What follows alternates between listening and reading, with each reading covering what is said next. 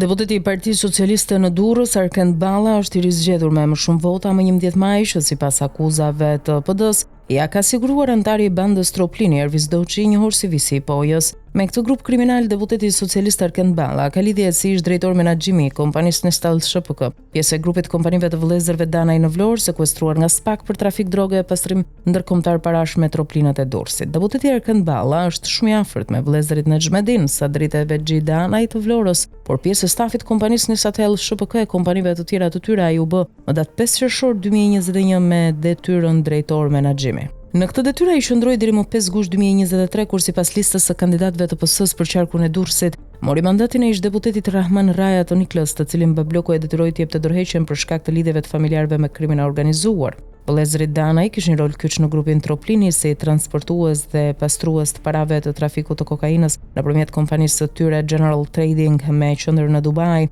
ndërsa më datë 1 mars 2023 Algerta Fejzulla Danaj, gruaja e Nexhmedin Danaj, që ishte drejtoreshe e përmbarimit shtetëror në Vlorë, emëruar pas ardhjes së PS-s në pushtet, krijoi kompaninë Dubai, me të cilën transferonte dhe maskonte të ardhurat nga trafiku i drogës. Punëdhënësi i deputetit Arkend Balla ishte miku i tij Sadrit Danaj, ish kryetari i qarkut Vlorë në periudhën qershor 2014 prill 2017, i shkarkuar nga BB-bloku pas daljes së skedës së drejtësisë italiane si trafikant droge dhe i arrestuar për rrëmbimin e vajzës së një biznesmeni në Siçili, por lidhja me deputetin e PS-s Arkend Balla kishte si bazë favoret që u bënte për punët e pistat të trafikut të drogës, kontrabandës dhe transferimit të çantave nëpërmjet portit të Durrësit.